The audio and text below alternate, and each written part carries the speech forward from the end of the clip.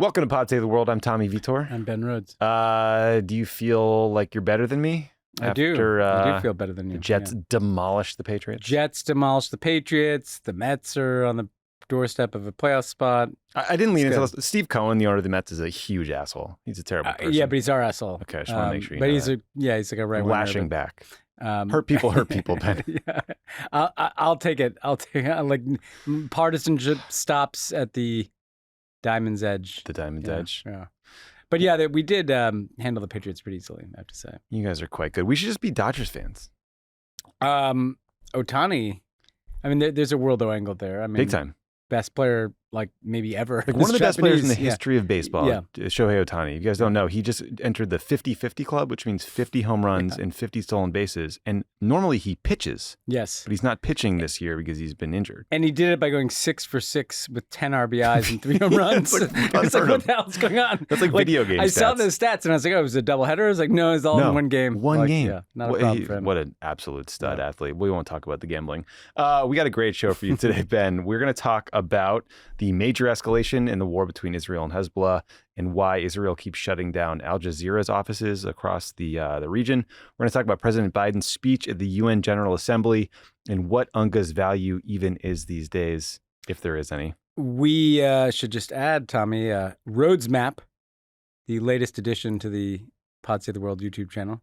Alone and I broke down the UN General Assembly. I know. Yeah. I got a sweet inline plug later too get for the some YouTubes. good feedback on the name Rhodes Map. Okay. Which I did not come up with. I like that. Where'd that come from? Where in the brainstorm?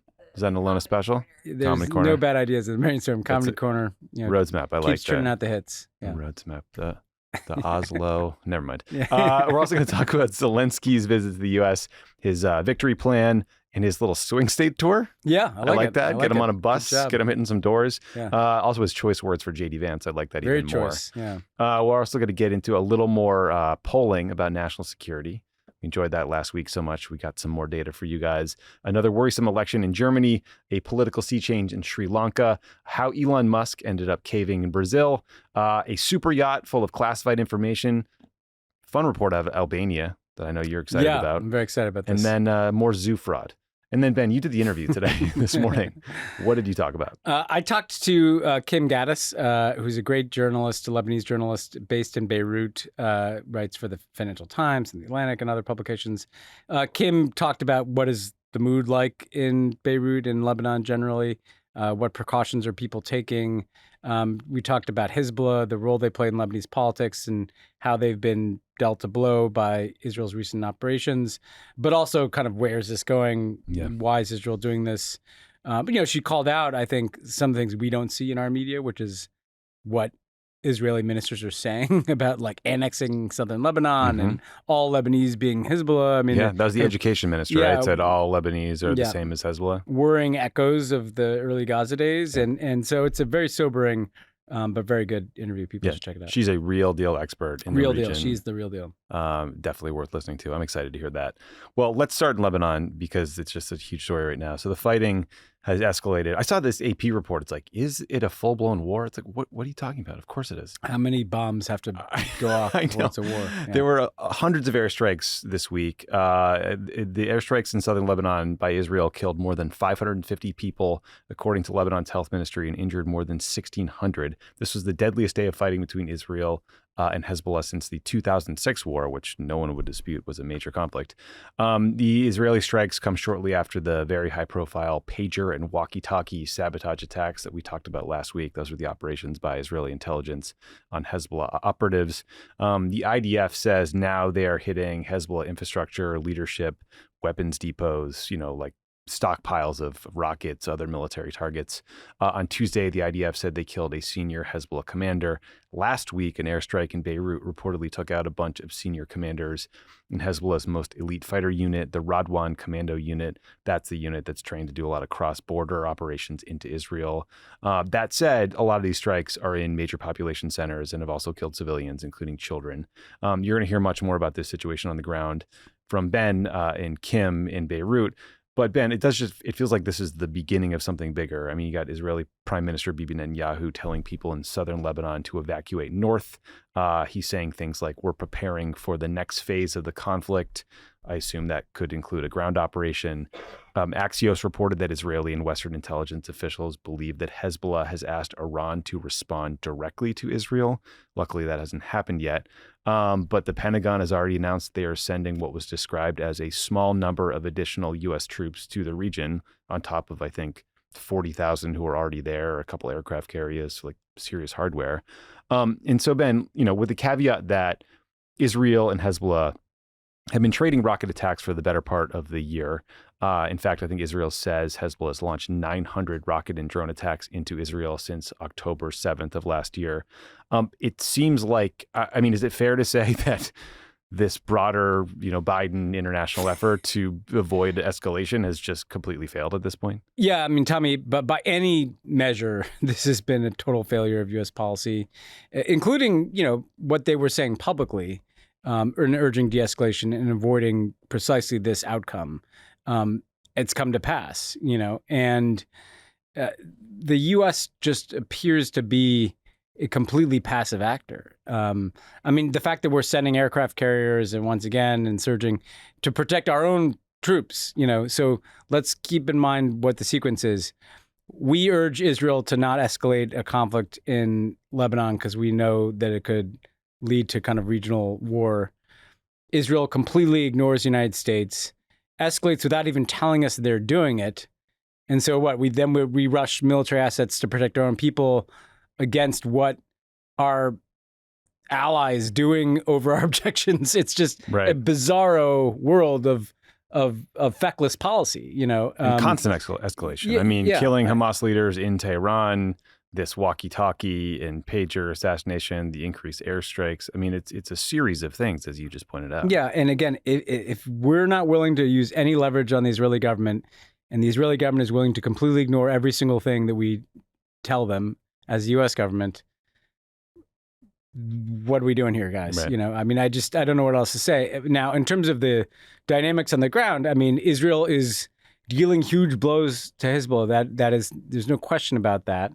But the question is, where does this go? Hezbollah is not going to disappear. Like Hamas, they're not going to come out and surrender. I have people I know who rightly point out, there are 40,000 Israelis at least displaced from northern Israel. Mm-hmm. That's unacceptable to a sovereign country. Well, there are also tens of thousands of Lebanese displaced from southern Lebanon. We never talk about them. A lot more now, I guess they're not people or something, right. Yeah. But they're displaced as well. And do we think Hezbollah, those 40,000 people are going to be able to go home because Hezbollah people are being killed? I don't know. That would mean Hezbollah would have to essentially kind of admit defeat. So I just don't know where this is going. And if you combine this with what's happening in Gaza and what's happening in the West Bank, it's escalating everywhere. Certainly in Lebanon and the West Bank, it's only not escalating in Gaza because it's been a steady state of conflict. And it's just, where is this all going? Where does this all end? Yeah. And just like I think you get into this with Kim a little more later, but just it's worth talking for a minute just about the broader political and economic situation in Lebanon, because I think that context is important when you think about what the impact of this war could be on the Lebanese people, because it's not an exaggeration to say that Lebanon is experiencing one of the worst economic collapses in history. Like when you look at like the IMF data, they defaulted on their debt in 2020, right at the start of the pandemic. Later on that year, there was that massive explosion at the port in Beirut. Their currency has lost 98% of its value. There's runaway inflation. Like the banking sector is basically collapsed. If you have money in a bank, you either can't get it out or what you get out is worth a fraction of what you put in because you're given the Lebanese lira. And this financial crisis has just like impacted every part of life, healthcare, energy supplies, everything. And so like, yes, Hezbollah, it's a terrorist organization. They have a militant wing. There's no love lost for those guys. Like they want Israel not to exist. They want to kill civilians, but they also do provide these social services, including medical care. They have food banks. They have welfare services. They even started like a shadow economy and a shadow banking system to fill some of the void. And like, again, no one's saying this is a good way to run a railroad. I'm sure almost all of this money is getting steered only to the Shia population. But this war and like the further disruption of everything that's happening in Lebanon is going to impact everybody. Well, and Kim makes this point that like it should also be emphasized that, they're not the only health service in Lebanon, that there's a complex, multidimensional Lebanese state. and Hezbollah is a part of that. It's Right. not all of that. Right. And she makes that point because this is a war on Lebanon. I mean, they can call it a war against Hezbollah, but the bombs are going off in the middle of Beirut. The pager attacks, targeted Hezbollah, but went off all across the country, and that terrorized like the broader population as well. And that's not my words. That's exactly how Kim described it, right? And you would think, if things were blowing up all over Los Angeles, you wouldn't think that there was a war just against like some gang in Los Angeles. It would feel like, I make this point that to suggest that somehow there's not a broader cost, as you say, to the Lebanese people, including a lot of people that don't like Hezbollah and aren't part of Hezbollah, is just to ignore what is happening in front of us, and how long can this go on where there's just this disregard for the civilian population that is caught up in the midst of these wars. And every time you hear again about, understandably, rightly, absolutely correctly, about the civilian cost to some, to these displaced Israeli citizens, it's like, well, why is the logic applied there and not to civilians in places like Lebanon? In Lebanon in particular, it's they've just been subject to one tragedy after another. And I start to wonder too, like, how long can this war go on? Without, again, the West Bank blowing up more, or Jordan becoming unstable as their very large Palestinian population starts to ask, why is the Jordanian government not doing anything about this? Or Egypt is a very brittle state. I mean, we're just not, we're living with a degree of risk in this kind of multifaceted, ever-changing war that I think leads in dangerous directions. Yeah, and that quote from the Israeli Minister of Education was, "There is no difference between Hezbollah and Lebanon. Lebanon will be annihilated; it will cease to exist." Well, there you go. I mean, that's not me saying. Sometimes you say these things and be like, "How dare you say that? Israel's at war with Lebanon." Well, listen to that. You know, like these are people in the government. Yeah, and listen, Lebanon is also sheltering a couple million Syrian refugees. Also, but just like, it's not all Hezbollah. I mean, 2/3 of Lebanon is Muslim. It's basically half Sunni, half Shia. 30% of the country is Christian, 5% of the country is Druze. So there's a lot of people in there that probably really hate Hezbollah. Yeah. And they're suffering too because of this war. And the previous, the 1982 Israeli military invasion of Lebanon helped kind of fuel what became, seemingly endless civil war. The 2006 war did not go well for anybody.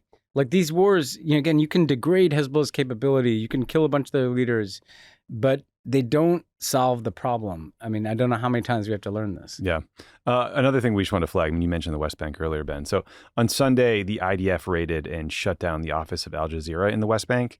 The Israeli government said that they're ordered to be closed for 45 days. This was on the order of the military, which had determined that the office was being used to incite terror in some way.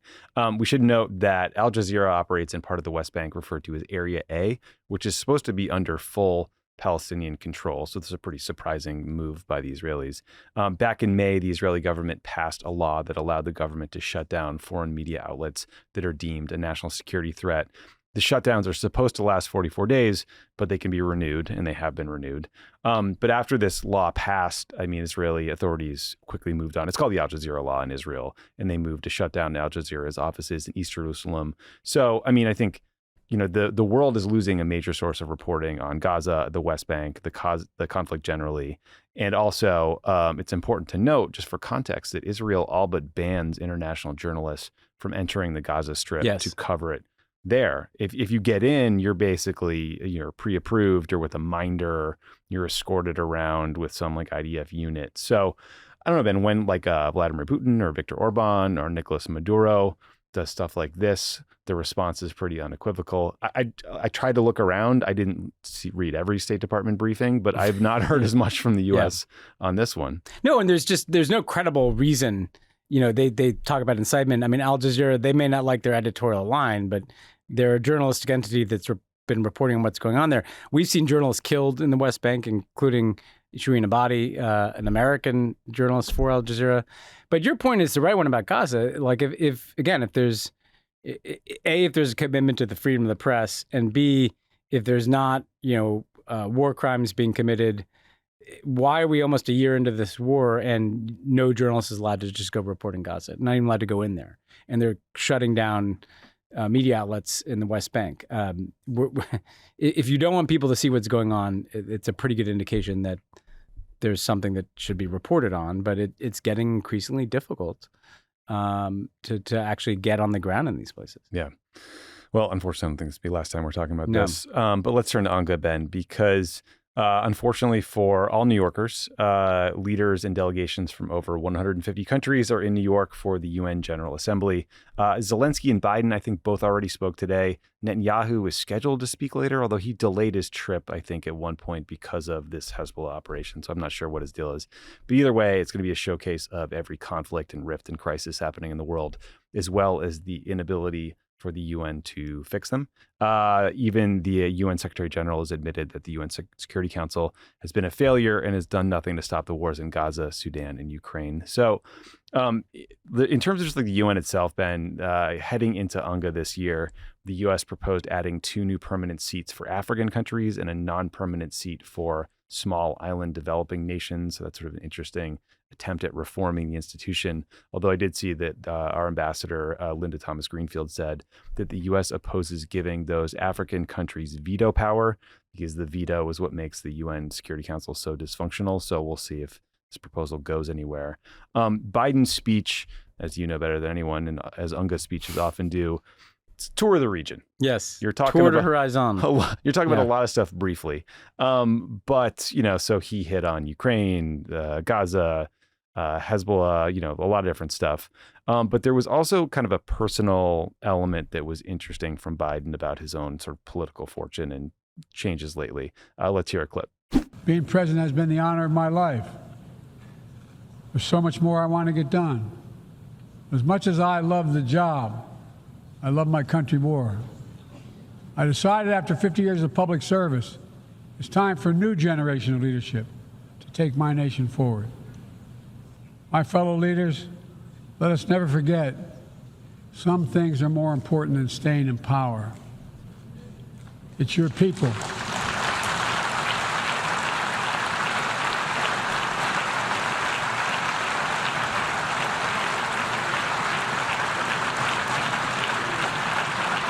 It's your people that matter the most. Never forget, we are here to serve the people, not the other way around. So I know Biden said some of that stuff before, but I did think in that room, with a bunch of people who are willing to like tear up their own constitution at times to cling to power, it's pretty powerful. Yeah, I mean, the first part is like the exact verbatim that we heard, but then that line that he used that was, I think, specific to the room, right, about giving a power, the line that drew the applause, we have to bear in mind that most of the people sitting in that audience, or at least a lot of them, are not in a position where they have any interest in giving up power whatsoever. No. And, I think it's a reminder that for all the dysfunction in the United States and all the dysfunction in our politics and all the kind of autocratic tendencies that we have on display, that there's still something that the United States can offer the world that is positive, which is the example of a peaceful transition of power. If Kamala Harris wins, the example of a generational transition of power, the example of a multiracial candidate and the first female president getting elected, that we can still show the world like a better story, not just about ourselves, but about how politics can function. And so I think that was, really a powerful statement at a time when, democracy is moving in the wrong direction in so many places. He's kind of planting a really important flag there about the imperative in any democratic society of people being willing to relinquish power. Yeah, I think we're so close to all of this just happening that we're going to remember kind of the role pressure played and Nancy Pelosi and Chuck Schumer, a bunch of arrogant, self-important podcasters. But I do think like when history kind of pulls back on this moment, it will be a pretty profound example of resetting after January 6th. Look, and we're living through an historical epic, right? And if we come out of it, which I hope we will, knock on wood, I think we'll look back and when you're looking at the moments that helped kind of keep things moving forward or kept democracy alive, like the Joe Biden decision to step aside, will feature on that list again. And he himself is the first to acknowledge that if Kamala Harris wins, it'll look a certain way in a year, and if he loses, if she loses, it won't. So, but yeah, absolutely. I mean, I think to the rest of the world, that's a very unusual thing that he did. Yeah. I don't know. Do you make anything of these UN Security Council resolution kind of tweaks that the U.S. has put forward, or like David Miliband suggesting suspending the UN Security Council resolution veto powers during a conflict, which kind of raises the question, when are we not in a conflict? But I don't know, like all these different tweaks or changes to the UN system to make it work better. Because like part of me wanted to walk in here and make fun of it with you and be like, why the hell do we even go anymore? It's useless. But then I imagine a scenario where Trump wins re-election, he just stops showing up, and clearly that would be worse. Yeah. No, and we talked about this in Rhodes Map, but I think it's a positive thing to offer this reform. The U.S. has tried to take steps in recent years to increase representation, particularly from Africa, on different international institutions. So I think they brought the AU, the African Union, into the G20 as like a kind of permanent member of that enterprise. And this has long been a complaint among developing countries that they're not represented on the Security Council. In the Obama years, we actually came out in favor of India having a permanent seat. Right. Yeah, so this is, reform kind of never happens, but, it's worth trying and it's worth putting this out. What is striking is these are clearly geopolitical interests, right? The Pacific Island states and Africa are kind of venues for this competition between the U.S. and China. And here's the U.S. trying to show, hey, look, we want to evolve the international system to be more representative. It's going to take more work to actually implement anything. Without Security Council reform more broadly in terms of how the veto works, it's not going to solve the dysfunction, because you can have all the new members you want, but if essentially the great powers are at odds and they're using their vetoes to obstruct any action on big geopolitical issues, the Security Council matters less. So I'd love to see like a real meaningful reform of the UN system and the UN Security Council, but absent the great powers agreeing, you're not going to get there. So a lot of these proposals kind of have, more of a messaging function than anything else. Yeah. Yeah. Well said. Last quick thing on this. So I noticed that both Biden and Kamala Harris met with Mohammed bin Zayed, or MBZ, president of the UAE, who is making the first visit by an Emirati president to the U.S. since 1971. I know that, there was a very extensive readout that went out from the White House.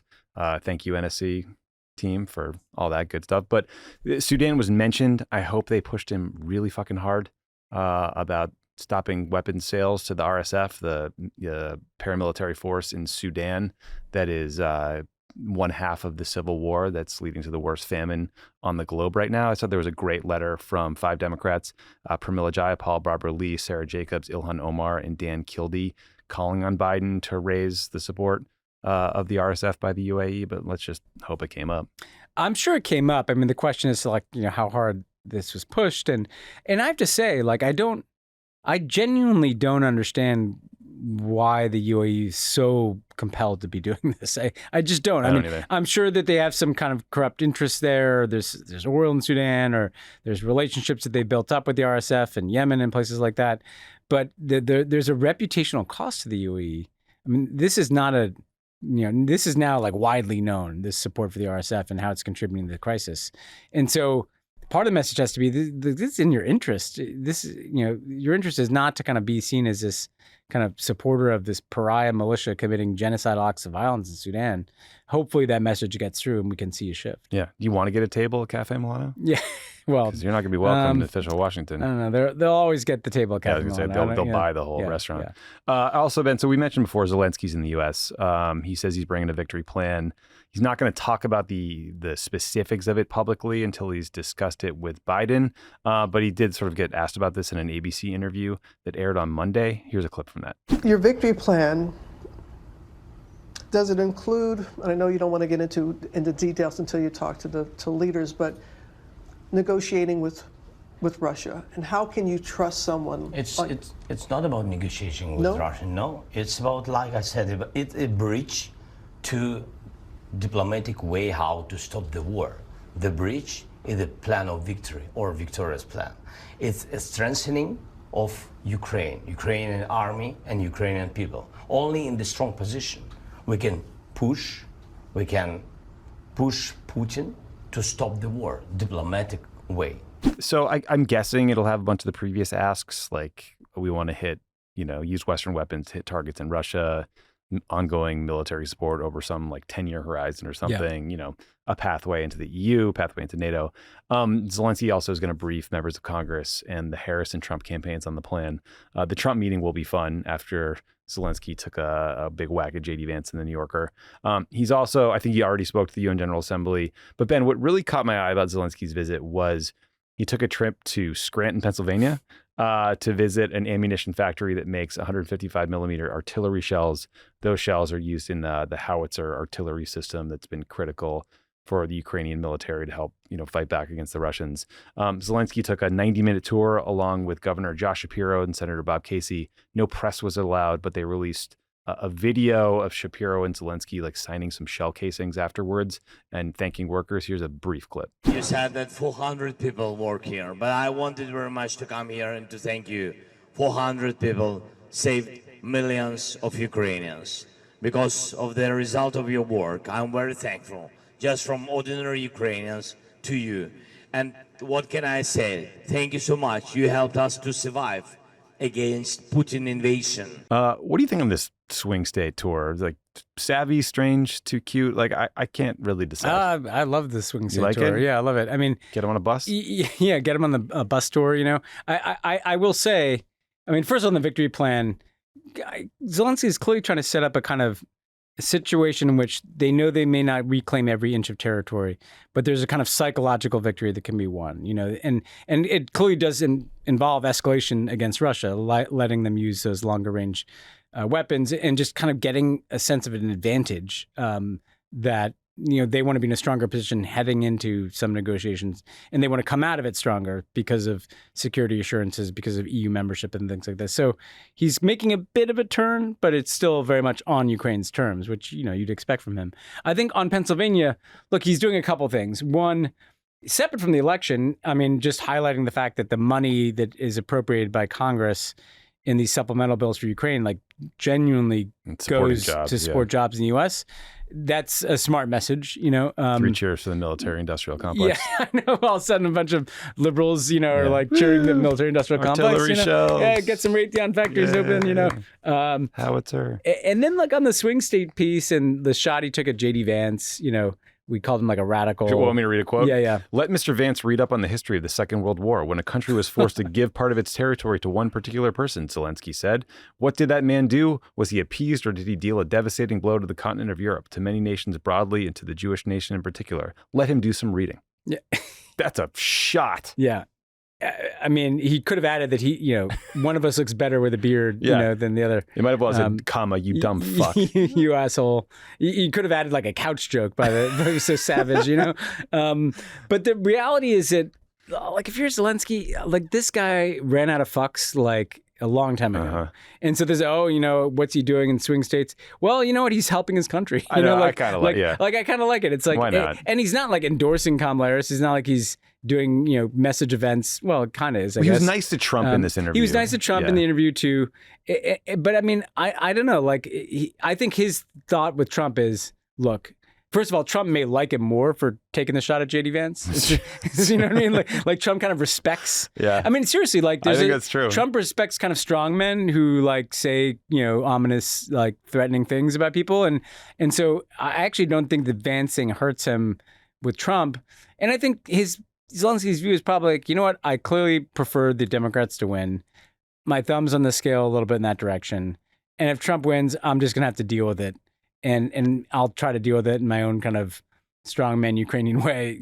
I'll cross that bridge if I have to. But I'd obviously prefer these people over here are in power. Yeah. Now, I will say, but JD, you're PNG'd preemptively. Well, JD, yeah, you're not coming to you're not coming to Kyiv in the train anytime soon. But like the thing I don't get, Tommy, if you were the Harris campaign, maybe this is too worldly of me, but given how tight these margins are going to be, why is she not doing like diaspora events? Not just the weapons factory like this one, but like there are large, not just Ukrainian diaspora, but Polish diaspora, Eastern European diaspora. And these are people that are, white, skew Republican, but probably really hate Trump's Russia policy. I mean, do you think there's space for her to get out or waltz and do some of these kinds of engagements in Pennsylvania, Michigan, Wisconsin? Yeah, get some good surrogates out there. Get some, what's a big, Polish national security type. Was he big? But I don't know. I previously think forgot it's it passed away. I honestly think it's worth. There's a younger Brzezinski. He was the ambassador to Poland. Yeah, Mark brother. Brzezinski. Mark Brzezinski, good guy. But I honestly think that this is worth the one of the top two people doing something, because these people care a lot, and this is like a voting issue for them. I agree. Yeah. Well, let's talk about the politics. I mean, because normally the surrogate is you send Timothy Schneider or something, and it's not it's great, but it's not moving votes, I think, I'm not, I think Walz is probably going to get through the debate and then do a lot more interviews, events and things, but they're just kind of waiting to get through October 1st. But yeah, I think there's room to do a lot more all over the place, I think. Well, let's talk about the politics. We get this more good polling. So, this time we got a poll from the Institute for Global Affairs. Not as good as the National Security Action poll, but it was good. Well, I wanted to clarify that too, up high. This polling was featured exclusively. It's like Bad Nate. I know, what a day. I've had a bunch of people email and be like, who's Bad Nate? Who's Good Nate? And it's like, whichever one's most recent poll I liked, that's Good Nate. So the What a Day newsletter, which if you're not subscribed, subscribe, because it's an excellent newsletter.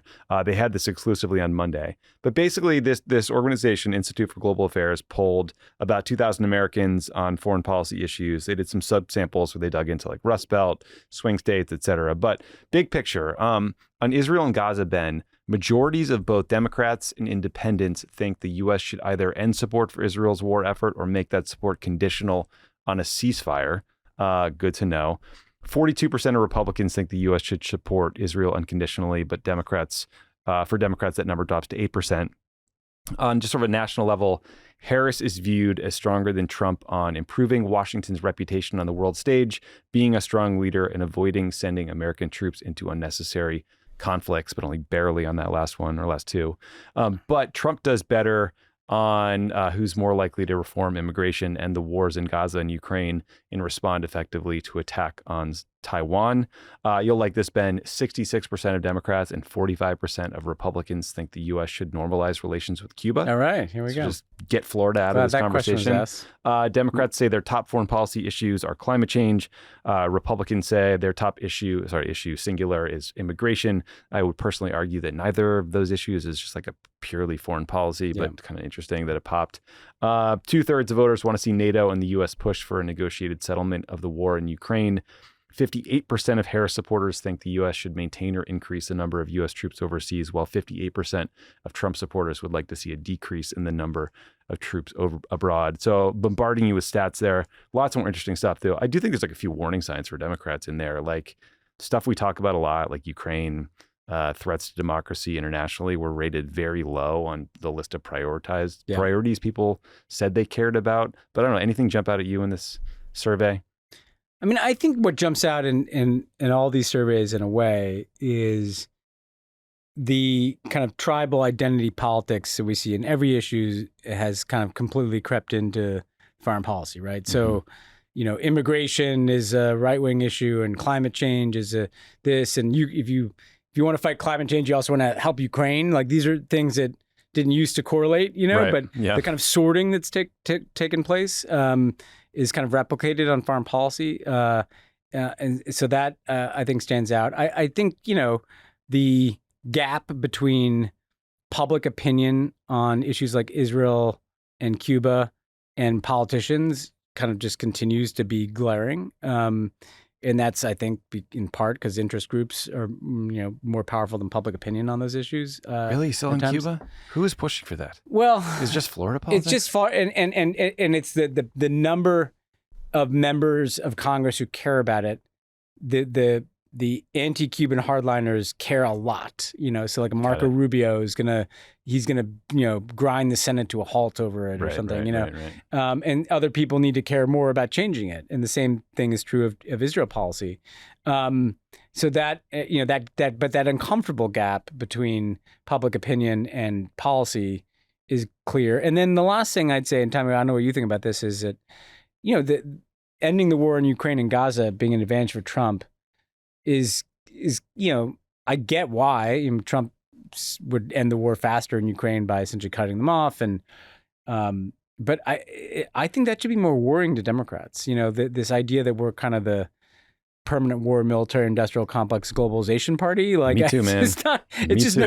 I'm not comfortable being associated with that. Even though I want to support Ukraine, but I just, when you paint a broad brush, it just kind of looks like we're constantly defending a status quo that people don't like. They don't like globalization. They don't like wars. They don't like, all this, chaos around the world. And we got to take that seriously. I don't know, God forbid we lose this election. I hope not. But if we do, I think one of the things we'll be looking back on is like, why do we keep defending all these status quos that people are pissed about? Yeah, I was fighting with a member of Congress about this today, who's like a pretty firm defender of kind of the Biden policy in Israel, and not of Netanyahu, but of like kind of gallant. Wait a second. How can you be a defender of the Biden policy and not be a defender of Netanyahu? Like that. Well, I know he wouldn't see it that way, but those things. Fair point. Yeah. But I mean, I sent this political story with the headline: U.S. sending small number of troops to Middle East as attacks ramp up. I'm like, this is a bad fucking headline for Kamala Harris and Democrats, because what people don't want across the political spectrum is more money for wars and more chaos on their TVs, and not that they read the newspaper, but their social media feeds, and just the feeling of insecurity that comes from being bombarded with scary events overseas that are tied to us, and threats and terrorism. Like, this is not a good setup. Yeah, and just politically, because Biden administration or Democratic Party were uncomfortable like having the fight that would inevitably emerge if you try to use leverage back in the spring, right? Or the winter or the fall, and saying we're going to condition military assistance. Because you didn't want to have that political problem, you now have the political problem 5 weeks before an election of headlines about U.S. forces potentially getting a war in the Middle East, which is, I can guarantee you, far more consequential to voters than whether there's some criticisms of you holding up 2,000-pound bomb weapons shipments to Israel. And God forbid we actually end up in that conflict. This is not the October you want. I'm sure it wasn't the UNGA speech that President Biden wanted. He wanted to kind of herald his accomplishments. I'm sure that may have something to do with Bibi Netanyahu's timing, and we just have to be aware of that. Yeah, and just to check us on our bullshit for a second. Check our bullshit. We are worldos. We're very seized with this stuff. There was a huge conversation about Gaza and campus politics and how animated young people were by this. The Harvard Institute just came out today with its youth poll. They looked at top issues for 18 to 29-year-olds. The top was the economy at 14%. Israel-Palestine barely rated with 1%. So this is, it's seemingly, I don't know if it's always been the case or if it's dropped from the headlines, so therefore it's sort of dropped in salience among voters. It's not a huge animating issue in the electorate broadly. Maybe there are several tens of thousands of voters in Michigan, for example, who voted uncommitted, who will stay home, who could tip the election from Harris to Biden. We don't know. I'm not saying it's irrelevant. I think everything matters in this election, but I think you're making a broader point. I'm making a broader point about war and spending money on wars and scary images overseas, and that being a thing that politically could move the needle on the cusp of an election. And I just think you're right. You should not overstate, how much people care about an issue like Gaza. I think politically that issue is really a Michigan issue where the margins are small. So if enough people care, big it's a problem. Palestinian community. Yeah. I think more broadly, though, the thing I'd add to your point about war, Tommy, is also just non-responsive elites, and this is where the Israel piece comes into it. It's people clearly do not think it is a good idea to provide billions and billions and billions of unconditioned military assistance to Israel. And politicians ignore that sentiment. And that happens a lot on foreign policy, you know? And so to me, the Israel question kind of rolls into this bigger question of if I'm looking at the U.S. government, I'm wondering, there's something cynical about it, we say one thing and we're doing another thing. We say we want this war to stop, but we give the weapons for it. But also just sense of in foreign policy in particular, why is nobody listening to what people think? Also, are we in charge? Do we have any sway? Yeah. We can't make this end. Why not? Anyway. All right. A lot of that. Let's do another quick Germany update, Ben. A couple weeks ago, we talked about 2 state elections in Germany where the far-right AfD party did way too well for comfort. They got the most votes in a state called Thuringia and got a close second in Saxony. Now we have one more set of local elections out of Brandenburg, one of my favorite gates, which is the area surrounding Berlin. So there, the Social Democrats or SPD party, they barely squeaked by to win with 30.9% of the vote, while the AfD, the far right party, the neo-Nazi party, got 29.2%. So in absolute terms, it's obviously good the AfD didn't win, but Brandenburg has been a stronghold for Social Democrats for decades, like since 1990. So a loss there would have been catastrophic and probably would have led for, calls for Olaf Scholz to resign or step aside or not run again, at least. Scholz is still in some political trouble, however. He is so unpopular that local SPD members asked him not to campaign in Brandenburg. I think he lives there, too. That's right. And exit polls said that 75% of SPD voters were actually just voting against the AfD. They didn't want to see a strong far right. So listeners might be asking, why are you guys talking about local German elections so much? We don't care. The answer is, whenever there's a neo-Nazi party ascendant in Germany, we pledge to you that we're going to talk about it. We're going to talk about it. And there's a national election next September. So keep an eye on this one. I think German politics is kind of a next big bellwether of where the momentum is with the far right.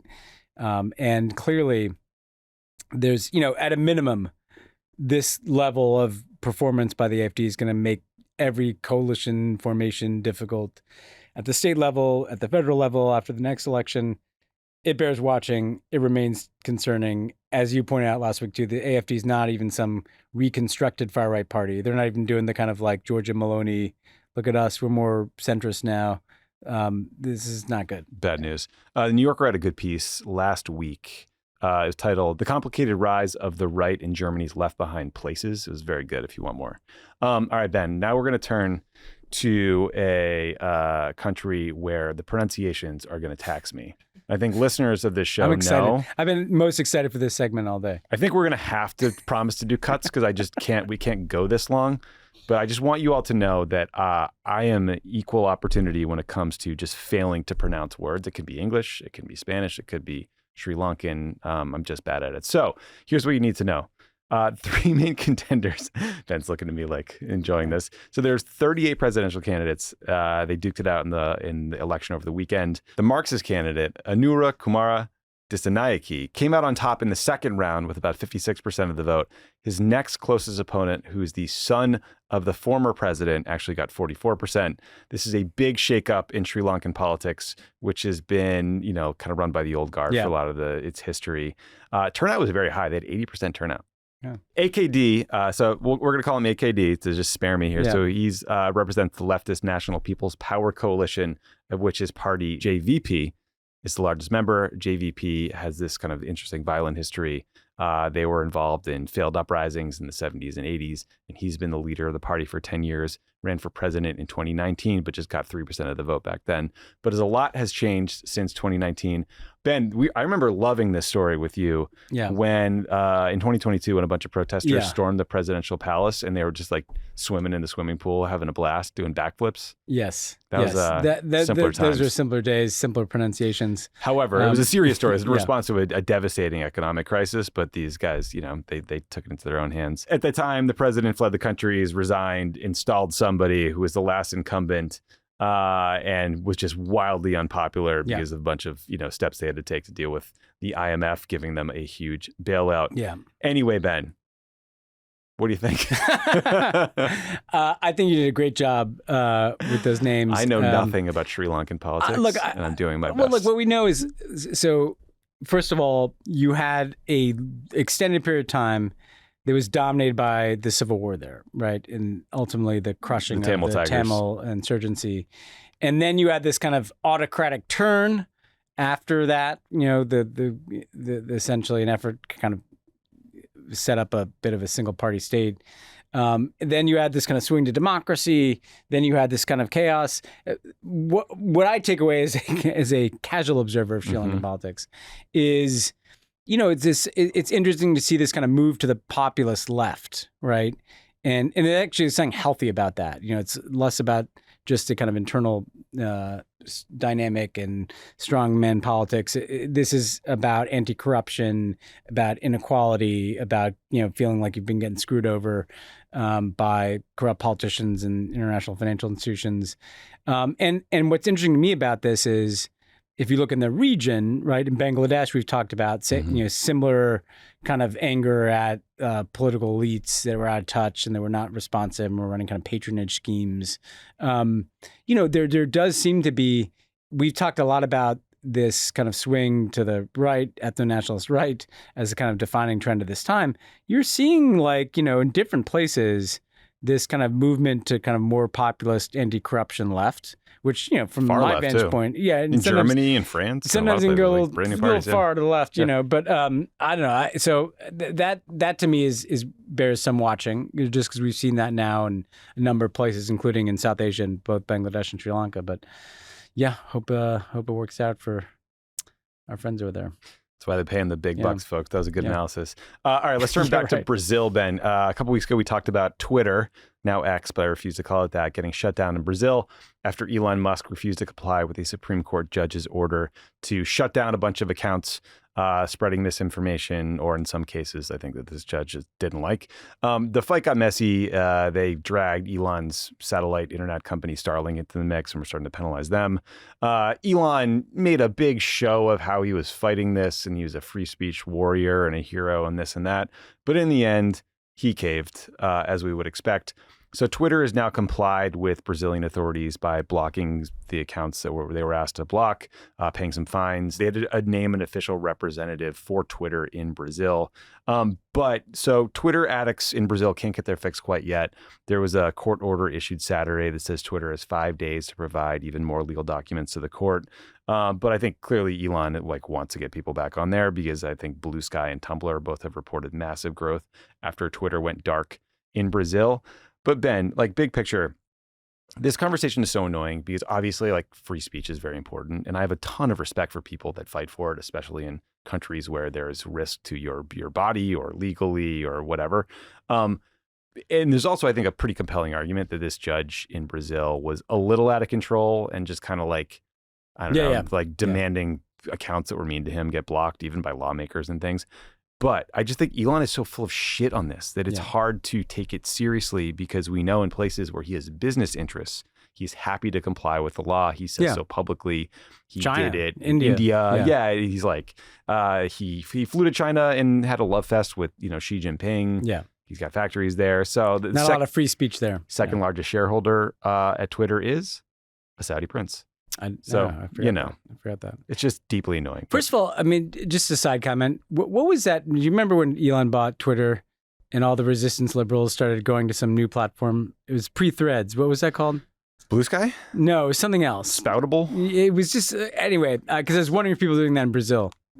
Mastodon. Is that where you did toots? Yeah, you remember you go I didn't enjoy any of that. Yeah, shit. I didn't do any of that. I don't know. Side note, but it was the greatest hits of resistance Twitter, migrating to other platforms. So I don't know if they've done that in Brazil. What I will say is this, Tommy. One of the things I think we forget, because we build this picture of all powerful tech companies, governments have more power than they think they do sometimes with these tech companies. I mean, look at what's happening now. The Telegram guy is sitting in fucking the Hoosgau in France, Brazil just kind of squeezed Elon, and he needs that market for a bunch of things. And so he caved, right? The EU passed some laws. I think we keep learning, Lena Khan has been a real thorn in the side of tech companies since she started bringing antitrust measures here in the US. Governments have the capacity to influence the behavior of these companies, to regulate these companies, to set guardrails around these companies. I'm not saying I agree with everything the judge did, but it's a helpful reminder that this isn't some force of nature beyond our control, which is how the tech companies are kind of presented oftentimes, particularly social media platforms.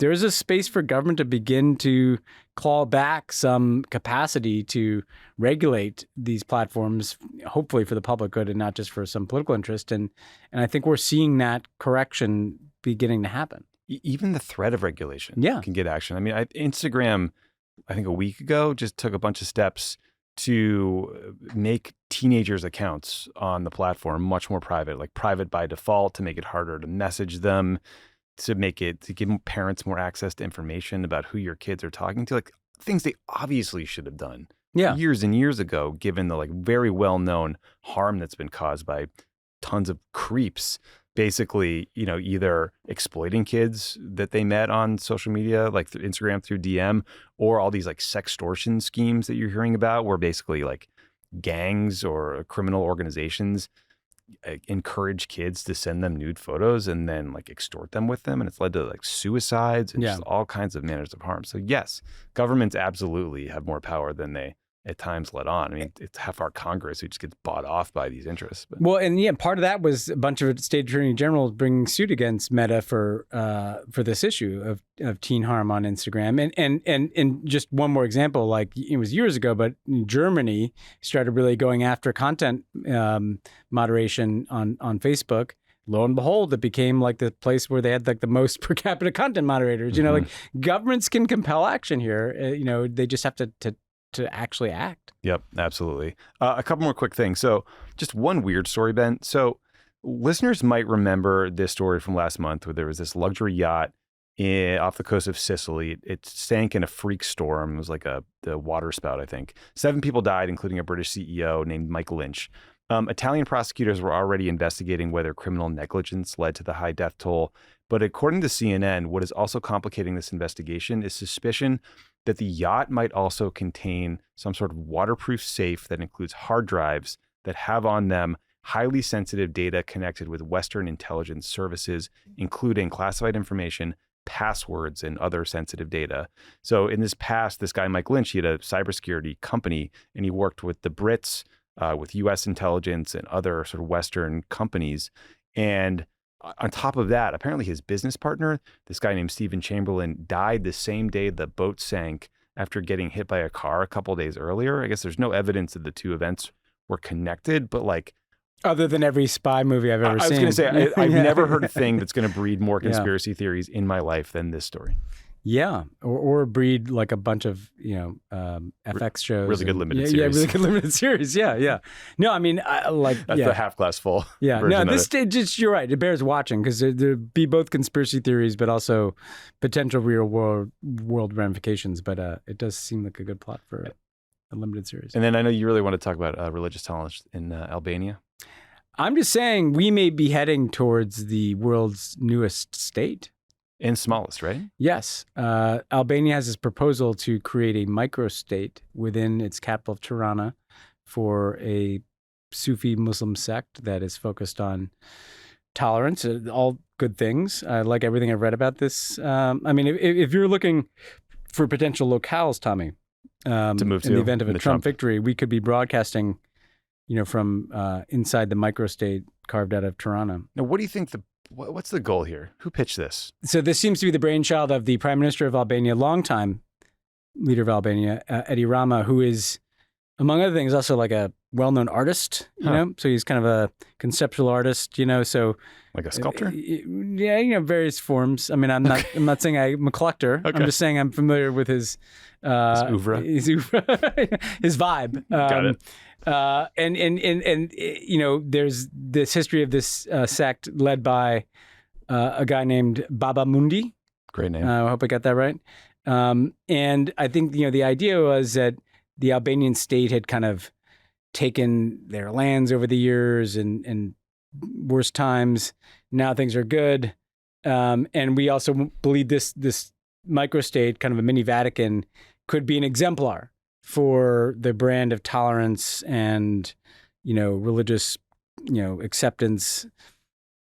The message of Bobby Mundi could resonate from there. Interesting. So, I mean, it's just, there's stuff happening out there. Nothing but tolerance comes out of the Vatican. Get one more country. Yeah. We get one more state out there. It'd be interesting. Listen, I'd love to go to an even smaller state. Have you been to Vatican City?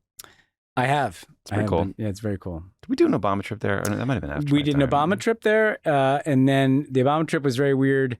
What year was that? Do you remember? That was 2014. Yeah, I was gone. And so when you wait to have the audience of the Pope, every single person in the party is assigned a gentleman, a Vatican gentleman. I'm just so many jokes that I'm not saying. Yes.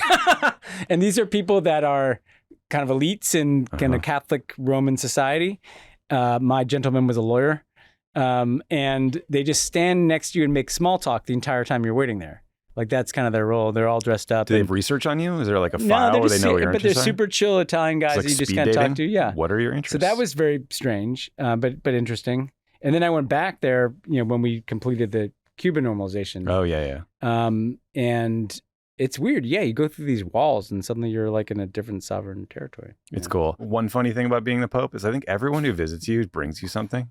And there's all these hilarious videos of him just getting handed like the most priceless thing from some foreign leader or person. He's like, yeah, thanks. Yeah. Throw in the fucking Where pile. do they've also been accepting gifts there for, almost a couple thousand years. Yeah, So they must have quite a storeroom. They must, the State Department has that like protocol gift storeroom. I mean, they must have a good. I think a lot of things went missing there during the Trump Trump era, years. right? Yeah. Like Mar-a-Lago, yeah. $50,000 whiskey or something from Mike Pompeo. Bunch of Saudi jewels and stuff.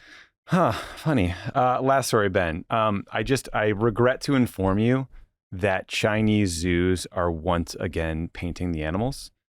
We've covered this in the past. I know. This weirdly. keeps coming up. So a second zoo in China was busted for painting or dyeing dogs, D-Y-I-N-G, to look like pandas.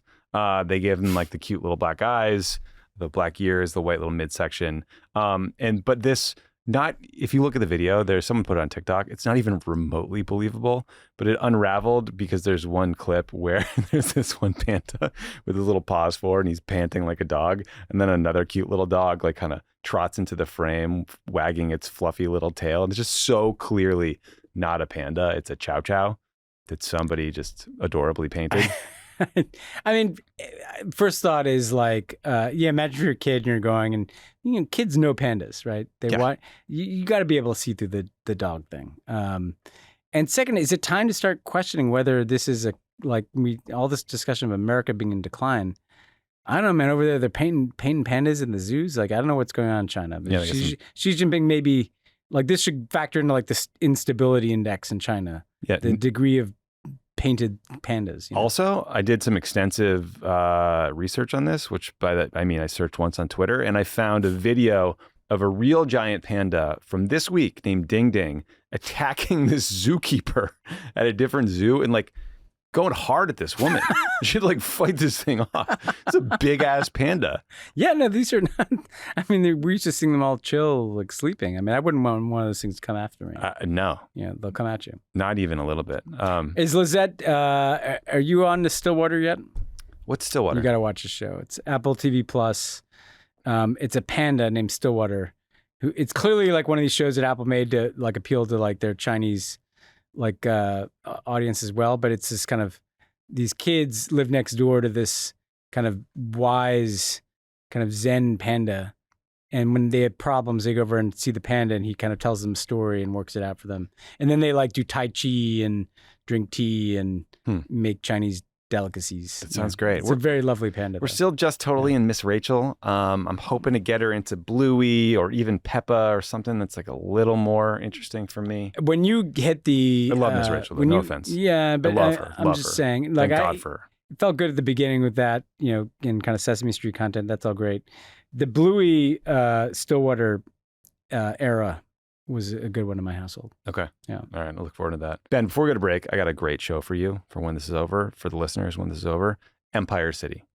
It is a deeply reported history of the NYPD. Yeah. They go back to like the 1840s and 50s to look at the origins of the NYPD and how it has evolved thanks to the media, thanks to concern about crime, thanks to all these elements, into the organization that the NYPD is today, the very troubled organization it is today.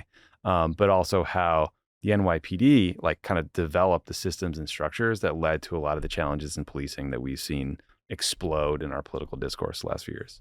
It's really good. I caught your interview with Chandra on PSA, and I have to say, like, he seems like an incredibly smart, interesting, compelling, charismatic guy that you want to spend a few episodes Also, with. So was a rapper I can't wait to check in it the out. 90s. Yeah, I mean, We talk about that in the interview. more interesting than my life. Anyway, mine too. I was a field staffer. Well, you were a bus driver and I was a I was a fiction van writer. driver, yeah. Van driver, yeah, sorry. So anyway, check out Empire City. It's from Wondery, Crooked Media, and Push Black.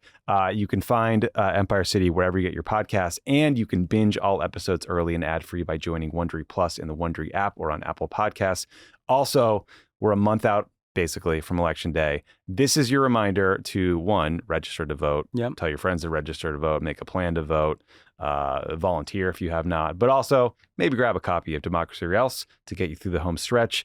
It's the book that Lovett Favreau and I wrote. It's about all our fun political insights from Pod Save America and all our time in politics, including some great anecdotes and insights from people like Ben Rhodes. I'm right in there. Who's Yeah. sitting right across from me. Yeah. Every book is also making a difference because Crooked Media is donating its profits from Democracy or Else to support Vote Save America in 2024 campaigns. It's a really fun book. You'll enjoy it. Go to crooked.com/books or your local bookstore to get your copy of Democracy or Else now. All right, we're going to take a quick break. And when we come back, you're going to hear Ben talk with Kim Ghattas about all the things happening on the ground in Lebanon, given these Israeli airstrikes into Beirut recently and the growing concern about a big-time regional war. So stick around for that. Joining me now from Beirut is Kim Ghattas, a Lebanese journalist who contributes to The Atlantic and Financial Times and is also a New York Times bestselling author. Kim, thanks so much for joining us. Thanks for having me, Ben. So, I mean, just to begin, tell us a little bit about what it's like now in Beirut. What's the mood there? It's been a rather tense week after what's been, not to repeat myself, tense 10 months or 11 months by now since the start of the war in Gaza after the terrifying attack that Hamas conducted on the 7th of October. On the 8th of October, Hezbollah, the Iran-backed Shia militant group in Lebanon, started launching missiles at northern Israel. And by doing that, it tied Lebanon's fate to Gaza.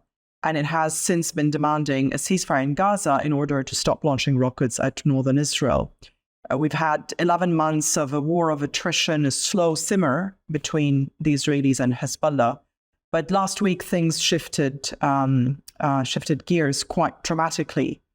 The pager attacks were really traumatizing for the Lebanese. You didn't have to be a Hezbollah operative. You didn't have to be carrying one of these pagers to be terrorized by what happened last week, because the uncertainty of it, the sheer terror of these things we didn't know at first what it was, exploding all over the country, in Beirut, in the southern suburbs, in the south, sirens wailing for hours, hospitals completely overwhelmed, still operating on some of these casualties, then followed by walkie-talkies exploding the next day, followed by a major strike by the Israelis in the southern suburbs of Beirut, which killed a Hezbollah commander.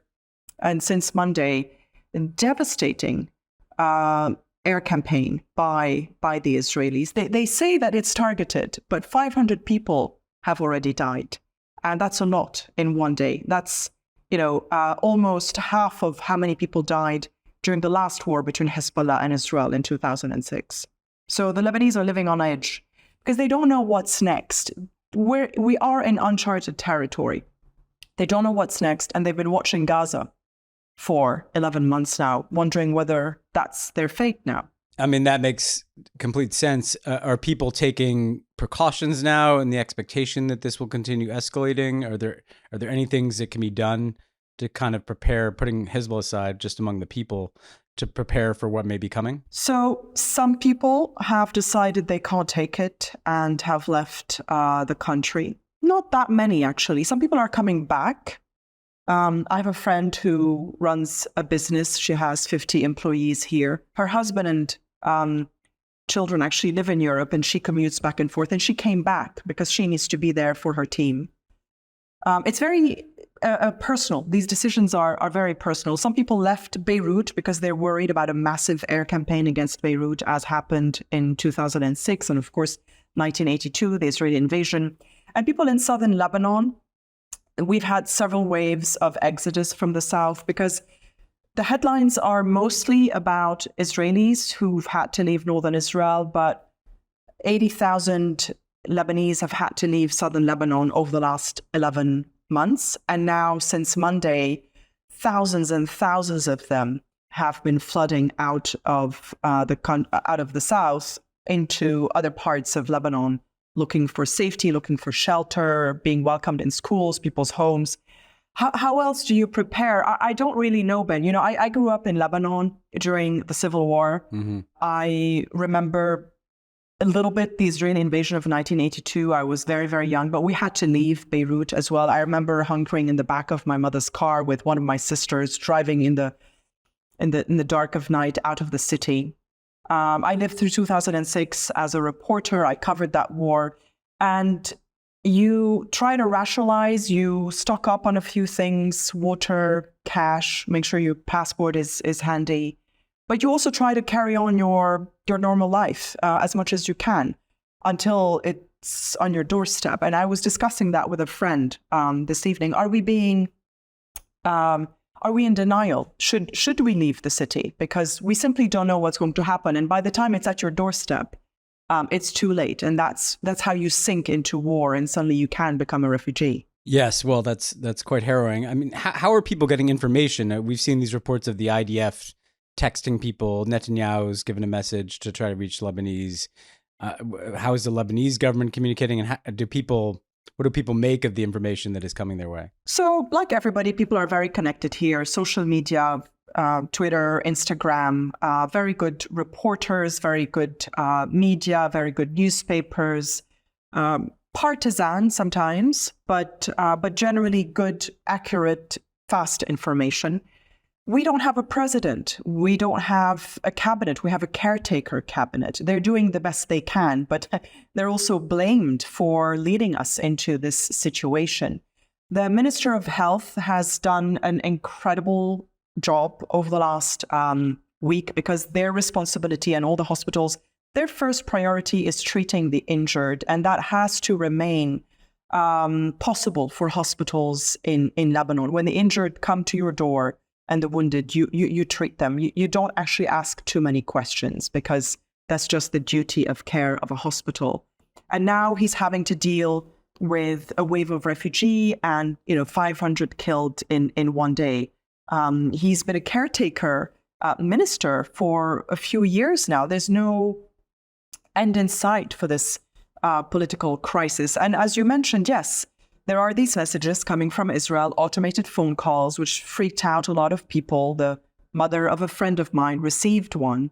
Another friend in his office building received one. They have nothing to do with the government. They have nothing to do with Hezbollah. It's just an office building. And they received one of those phone calls to evacuate immediately. And so they did. They left. And that is really psychological warfare. And that's why this city is very much on edge. And then you have, the Israeli Prime Minister, Benjamin Netanyahu, saying, our war is not with you, it's with Hezbollah. I think the Lebanese are going to have a hard time believing that. Many of them oppose Hezbollah.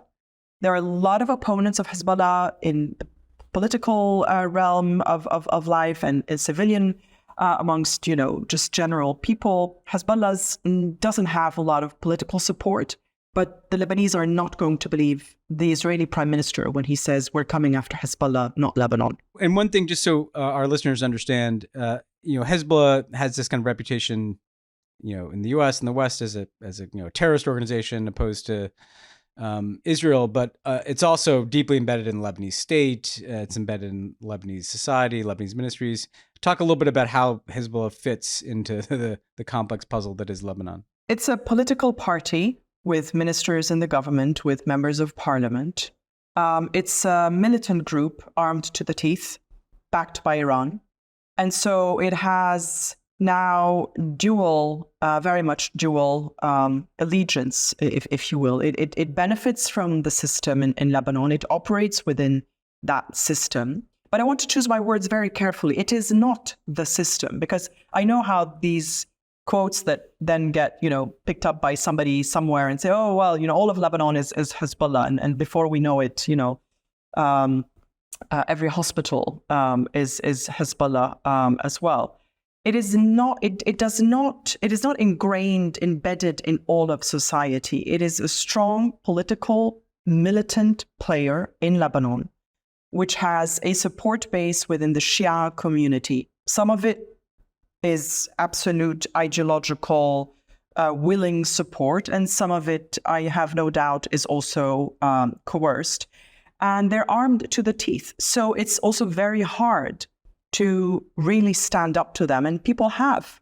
And they got shot, and they got killed, and they got blown up. You know, the Lebanese Prime Minister, Rafiq Hariri, 2005, Hezbollah stands accused of killing him. And there's a litany of names as well. And also, Hezbollah is a regional paramilitary player. They were deeply involved on the side of Bashar al-Assad in Syria, supporting his regime, making it possible for him to survive. And that means that they also have a lot of Syrian blood on their hands, something that, you know, most people in the West don't quite realize. But, you know, they were essential. And so they are an element of the, you know, microcosm of Lebanese society, but they certainly don't represent all of it. If I would say, I'm not going to get into percentages, but I would say a minority. Yeah, no, that makes sense. Well, with respect to Hezbollah, is there any sense of how much the pager attacks and the various strikes have thrown them off balance, degraded their leadership, and how do you balance, you know, their kind of imperative to respond to what Israel's doing versus whatever losses they may need to process here? So I would say that these are some of the heaviest, most dramatic losses that have been inflicted on Hezbollah in a very long time, if ever, since their creation in the 80s. It looks to me like the whole top tier and second tier of leadership has been decapitated, save a few.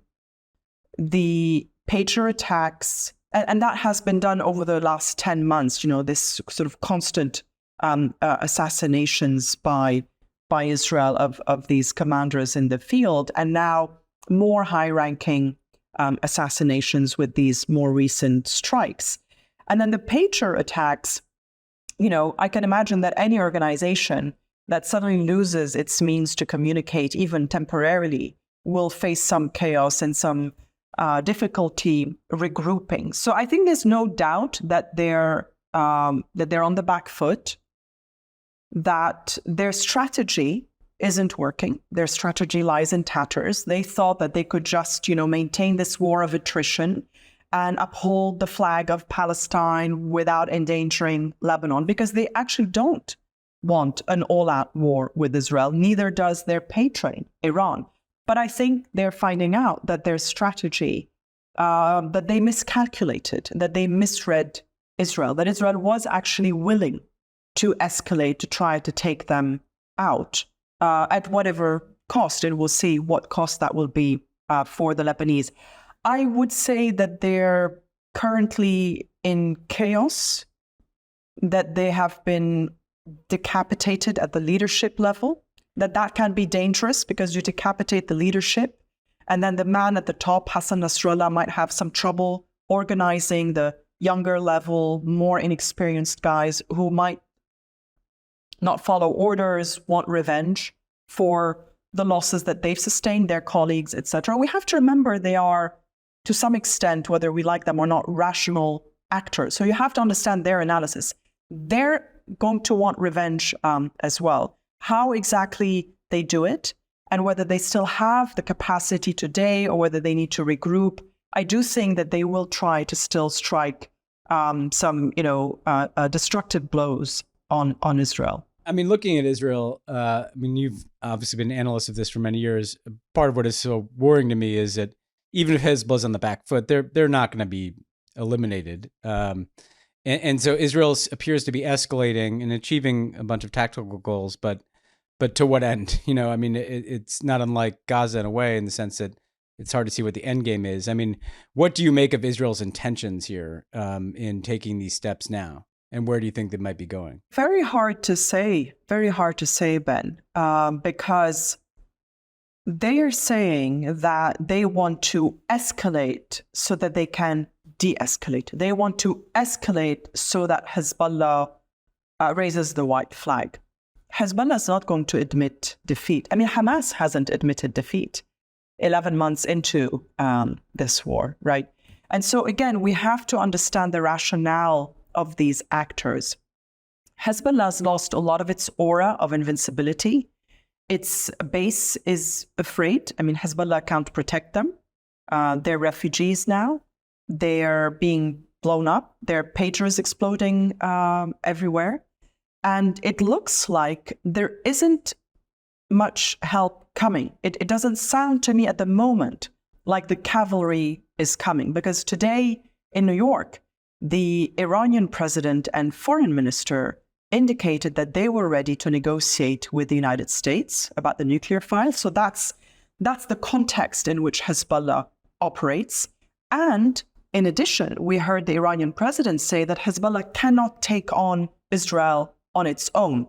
But he didn't say we're coming to its rescue. Yeah. Iran wants to preserve its regime at all costs. And so I think Hezbollah is finding itself a little bit isolated. Now, I've learned one thing, which is never to write about the demise of Hezbollah or Iran until, it can be verified. And so we'll have to see, how that evolves. But when it comes to Israel,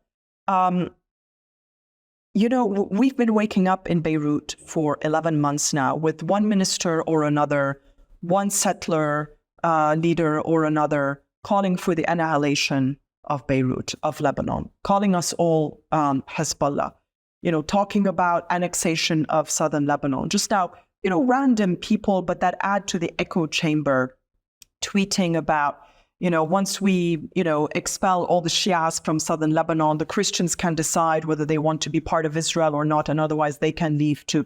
That kind of language, it's an understatement, what I'm going to say, is not conducive to long-term peace in this region. So to wake up every day with people calling for your annihilation, which the Israelis themselves complain about, right? I mean, they complain that they get to hear that Iran wants to erase Israel, but they say the same. And so what exactly are Israel's intention? If they think that they can escalate to de-escalate, I can tell you now that that's not going to work. I've written a piece in the Financial Times, which will be out today in the paper, saying that we have a short window of opportunity for diplomacy to achieve quick results and try to contain this very quickly while everybody's in New York. And that is to offer a face-saving way out for Hezbollah. Because Israel may want to humiliate Hezbollah. Even America would like to humiliate Hezbollah for the Marines bombing attack in the 80s. Hezbollah is not on everybody's, on many people's, favorite list. So you may want to humiliate them, but you need to give them an off-ramp. I don't know that they'll take it. And so you need to give them an off-ramp whereby they can say, yes, we have supported Palestine for Gaza for 11 months, but we understand that now Lebanon is at stake. And for the sake of Lebanon, we're going to stand down. What that requires then, Ben, is America getting ironclad guarantees from the Israelis that they will also stand down. And the Biden administration does not have a great track record over the last 11 months getting Israel to do what it's being asked by the Biden administration. Yeah, or being able to guarantee that it can deliver Israel in that kind of negotiation. Well, one last question. I mean, you mentioned the Civil War. You mentioned the 2006 war. You've had the collapsed economy there. You've had government dysfunction. You had the explosion in Beirut and the port a few years ago.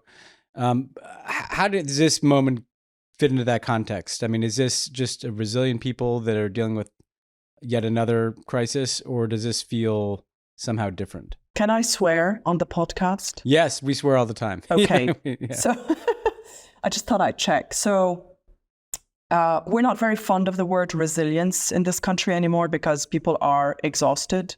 Mm-hmm. Without revealing my age, war and conflict have dominated my whole life. I still cry when I watch some of the coverage of the 2006 war when I was with the BBC.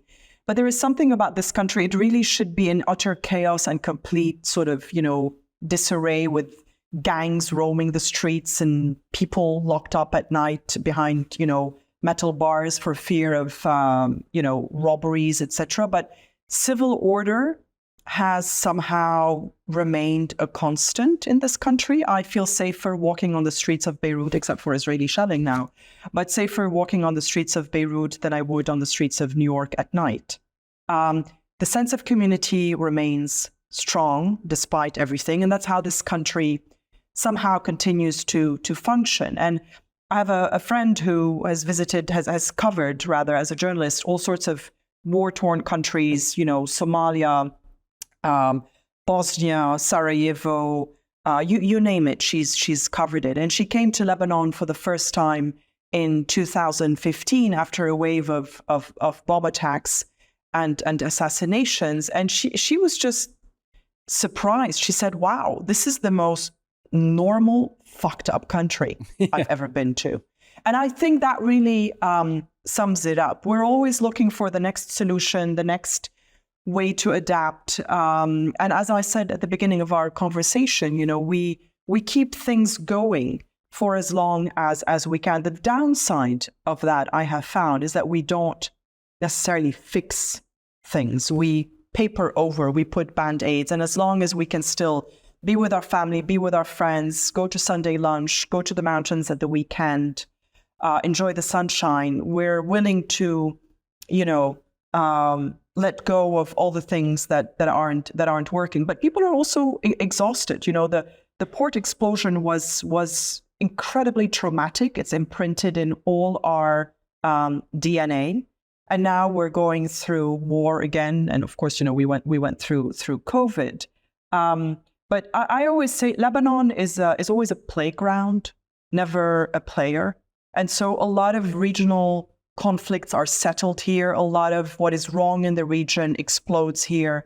And a lot of what gets resolved first gets resolved here. I often quote Amos Oz, an Israeli journalist and author and peace activist, who was very much opposed to Israel's invasion of Lebanon in 1982. And he said at the time, we can never atone for what we did in Beirut. And I think that we're still living with the consequences of what was unleashed in 1982 and how that changed Lebanon, Israel, Iran, and the US. No, well, it's a good reminder that these decisions, they have generational implications. So let's hope for the sake of the people of Lebanon that things don't get any worse. But really do appreciate you coming on to share the perspective. And everybody should check out your article in the Financial Times and continue to follow your work. So thanks so much, Kim. Thanks so much, Ben. Thank you. Thanks again to Kim Ghattas for joining the show. And that's it for us this week. That's it. Have fun at UNGA, Ben. Yeah, I'm really looking forward to it. I love being around there. I don't love the traffic. But it'll be fun. You're gonna. Have a good time. I'll come back with some gossip. Yeah, get multilateral for us. I'll get multilateral. All right, Sustainable development goals.